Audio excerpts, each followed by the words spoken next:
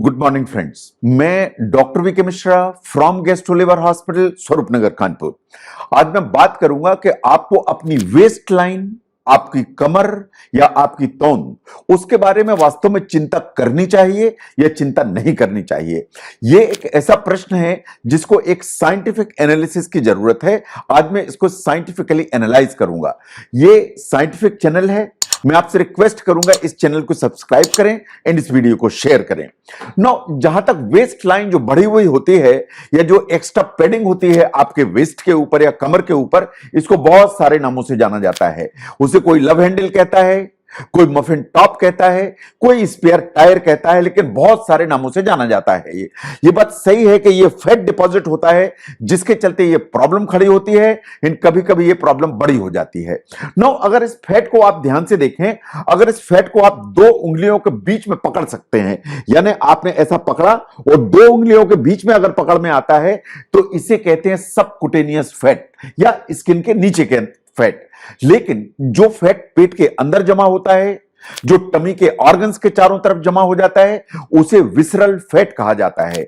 जो visceral fat है वो सबसे ज्यादा खतरनाक है। इंडिया वास्तव में आपकी हार्ट की जो बीमारियां हैं या कार्डियोवैस्कुलर जो रिस्क है उसको काफी ज्यादा खड़ा करने की ताकत रखता है। जहां तक वेस्ट का सरकमफ्रेंस है या आपकी जो कमर की सरकमफ्रेंस है, ये बहुत अच्छा प्रिडिक्टर है इस चीज को जानने के लिए कि आपकी बॉडी के अंदर विसरल फैट ज्यादा तो नहीं है एंड आपको हार्ट की बीमारी होने का रिस्क ज्यादा तो नहीं है।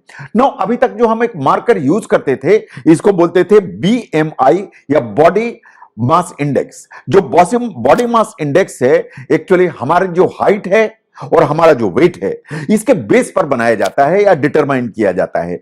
लेकिन जो बॉडी मास इंडेक्स या बीएमआई है, ये एक्चुअली अलग अलग तरह के जो फैट होते हैं आपकी बॉडी में, उनको डिफरेंशिएट नहीं कर सकता, उनको डिटरमाइन नहीं कर सकता। इट इज क्वाइट पॉसिबल कि कोई आदमी ऐसा हो जिसका बीएमआई नॉर्मल हो, वो बहुत ज्यादा मोटा ना हो, लेकिन उसकी बॉडी के अंदर जो बेली फैट है या विसरल फैट है उसकी मात्रा काफी ज्यादा हो। तो अगर हम ध्यान से देखें तो बीएमआई विसरल फैट का एक करेक्ट इंडिकेटर नहीं है। लेकिन अगर आप वेस्ट और हिप का रेशो लेते हैं या वेस्ट का सरकमफ्रेंस लेते हैं, तो ये हमारे अंदर का जो विसरल फैट है उसका बहुत अच्छा इंडिकेटर हो सकता है। बस एक ही काम करना है कि जो आपको अपनी टमी है या आपको अपनी वेस्ट है उसको करेक्टली मेजर करने की जरूरत है, बिकॉज ये सबसे इंपॉर्टेंट काम है। नो, जहां तक विसरल फैट का सवाल है या जो आपके पेट के अंदर फैट होता है, उसको ध्यान से देखिए। इसको वास्तव में एक्टोपिक फैट के नाम से भी जाना जाता है। ये आपके लीवर के अंदर होता है, ये आपके हार्ट के अंदर होता है, ये आपके पेनक्रियास के अंदर होता है, आपके मांसपेशियों के अंदर होता है। तो जो एक्टोपिक फैट है वो वास्तव में बहुत सारे ऑर्गन्स में भी जमा हो सकता है। नो, जहां तक विसरल फैट का सवाल है या हम एक्टोपिक फैट की बात करें, ये बहुत सारी मेटाबॉलिक जो प्रॉब्लम्स होती हैं बॉडी में, उनसे जुड़ा हुआ है। अगर आपकी बॉडी में विसरल फैट ज्यादा है, इसका मतलब यह है कि आपको टाइप 2 डायबिटीज होने की जो संभावना है वो हमेशा ज्यादा होगी। अगर आपको विसरल फैट ज्यादा है तो इट इज क्वाइट पॉसिबल कि आपको किसी स्टेज पर हार्ट में प्रॉब्लम हो जाए या हार्ट की डिजीज डेवलप हो जाए। एक्चुअली जो विसरल फैट होता है या आपके पेट के अंदर जो फैट जमा होता है, वो बहुत सारे हार्मोन सिक्रीट करता है। ये जो हार्मोन सिक्रीट होते हैं, ये एक्चुअली इन्फ्लेमेटरी फैक्टर्स को जनरेट करते हैं। इनको कलेक्टिवली कहा जाता है एडिपोकाइंस या साइटोकाइंस। ये जो एडिपोकाइंस होते हैं, साइटोकाइंस होते हैं, ये इन्फ्लेमेटरी इस तरह के जो मटेरियल्स होते हैं, ये हमारी जो खून की नसें होती हैं या आर्टरीज होती हैं या धमनियां होती हैं, उनके अंदर एक फैट का प्लेक बनाने की ताकत रखते हैं, जिसे कहते हैं अथीरोस्क्लेरोसिस। इसका मतलब तौन निकली, जो पेट के अंदर विसरल फैट जमा हुआ और वो उसने कुछ हार्मोन्स और इन्फ्लेमेटरी फैक्टर्स को सिक्रेट किया, जिसे कहते हैं एडिपोकाइंस। एंड वो अल्टीमेटली आपके जो खून की नसें हैं उसमें फैट का प्लेक बनाएंगे, जिसे एथेरोस्क्लेरोसिस कहते हैं। नो, जो बॉडी में फैट जमा हो जाता है वो क्यों ऐसा होता है कि आपके पेट के अंदर जमा हो जाता है? इसके बहुत सारे कारण। नंबर 1, बहुत सारी जीन्स ऐसी होती हैं जो विसरल फैट या पेट के अंदर का जो फैट है उसको बढ़ाती हैं और तौंद निकालती हैं। आपका एथनिक बैकग्राउंड क्या है वो डिटरमाइन करता है कि आपको तौंद होगी या तौंद नहीं होगी। आपका सेक्स क्या है, आप मेल हैं कि फीमेल हैं, ये डिटरमाइन करेगा कि आपको तौंद होगी कि नहीं होगी। ये सभी जो फैक्टर्स हैं ये इंपॉर्टेंट हैं। लेकिन स्टडीज ऐसा मानती हैं कि ऑल दोज पीपल जो इंडिया या साउथ एशिया में रहते हैं, ये जो रीजन है जिसमें इंडिया है, पाकिस्तान, बांग्लादेश, श्रीलंका, ये जो साउथ एशिया वाला जो एरिया है, इसमें एब्डोमिनल ओबेसिटी, विसरल फैट या तौंद निकलने की संभावना अदरवाइज बाकी कंट्रीज के कंपैरिजन में ज्यादा है। इसलिए जो डायबिटीज का जो रिस्क है वो इस रीजन में हमेशा ज्यादा होता है। नाउ अगर आपके पास में ऐसी कोई प्रॉब्लम है कि आपकी तौंद निकली है, इसका मतलब पेट के अंदर विसरल फैट जमा है, तो अल्टीमेटली आपको क्या करना पड़ेगा जिससे इसको छुटकारा पाएं। Number 1 is the exercise.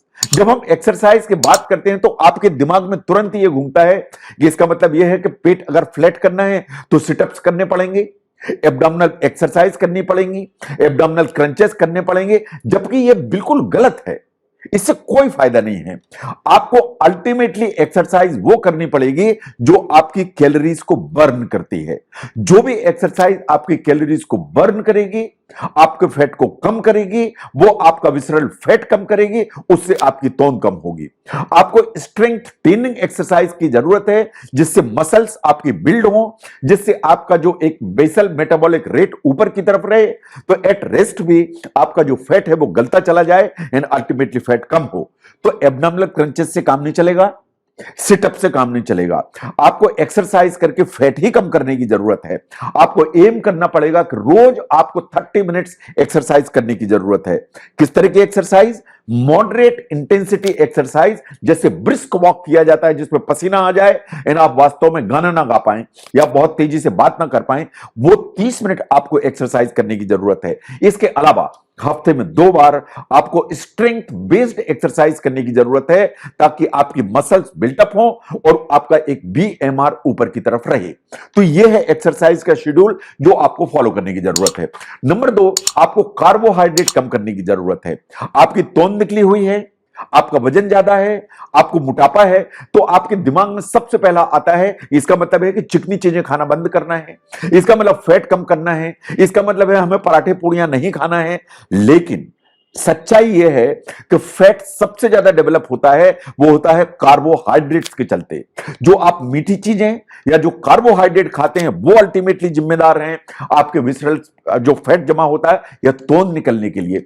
इसलिए जो रिफाइंड कार्बोहाइड्रेट्स हैं या जो सिंपल कार्बोहाइड्रेट्स हैं उनको आपको 100% बंद करने की जरूरत है, क्योंकि यही आपके ब्लड शुगर को ऊपर ले जाते हैं, और जो ब्लड शुगर ऊपर ले जाते हैं तो यही एनकरेज करते हैं आपकी बॉडी को फैट जमा करने के लिए। ब्रेड है, पिज्जा है, पास्ता है, व्हाइट राइस आप खाते हैं, कॉर्न, इनको सबको बंद करने की जरूरत है। मैदे के आइटम्स को बंद करने की जरूरत है। और जहां तक इंडिया का सवाल है, इतनी मिठाई की दुकानें खुली हुई हैं, उनसे नमस्ते करने की जरूरत है और मिठाइयों की जो दुकानें हैं उनसे दूर रहने की जरूरत है। नंबर 3, स्टडीज ऐसा मानती हैं कि जो टाइम रिस्ट्रिक्टेड ईटिंग है is the most important factor जो आपकी तौंद को गायब करेगा। जो स्ट्रेटजी है उसको आपको डेवलप करने की जरूरत है, क्योंकि अगर टाइम रिस्ट्रिक्टेड फीडिंग या आप समझिए कि जिसे आप इंटरमिटेंट फास्टिंग कहते हैं वो करते हैं, तो आपकी ब्लड शुगर कंट्रोल होती है, आपकी तौंद कम होती है, इन आपका जो विसरल फैट है वो नीचे की तरफ आता है। बहुत सारे तरीके हैं करने के, बट आइडिया सिर्फ इतना है कि 24 घंटे में आप 8 घंटे खाइए और 16 घंटे फास्ट करके रखिए। सी फॉर एग्जाम्पल, आप सवेरे 9 बजे अपना नाश्ता लेते हैं तो लास्ट मील आप 5 बजे खत्म कर दीजिए, तो 9 से लेके 5 बजे तक या 8 घंटे का टाइम हो गया। अगर ईटिंग विंडो सिर्फ ये 8 घंटे की है और 16 घंटे आप फास्टिंग विंडो में रहते हैं, तो science and studies and research ये मानती है कि आपका ब्लड शुगर नीचे आ जाएगा, कंट्रोल हो जाएगा, इन आपका विसरल फैट कम होगा, आपकी तौंद धीरे धीरे धीरे गायब होने लगेगी। तो इसलिए जो इंटरमिटेंट फास्टिंग है ये बहुत इंपॉर्टेंट है। जब हम तौंद या विसरल फैट की बात करते हैं, तो अगर विसरल फैट को कम करना है तो तीन ही तरीके हैं। Number one, exercise. एक्सरसाइज वो जो कैलोरी कम कर, जो आपके फैट को कम करे और कैलोरी को बर्न करे। आपको अपनी डाइट में कार्बोहाइड्रेट कम करने की जरूरत है, अकेले फैट कम करने से काम नहीं चलेगा। एंड आपको जो डाइट है उसमें रिस्ट्रिक्टेड ईटिंग या इंटरमिटेंट फास्टिंग में जाना पड़ेगा। इससे आपकी तोंद कम होगी एंड बहुत सारी जो वेस्ट लाइन बढ़ने से जो प्रॉब्लम्स हैं उनसे आपको छुटकारा मिलेगा। तो तोंद को कम करने के बेसिक तीन सिद्धांत, इनको समझने में अगर ये वीडियो हेल्प करता है जरूर शेयर करें। मैं doctor VK Mishra from guest to labour hospital, Swaroop Nagar, Kanpur. Thank you very much.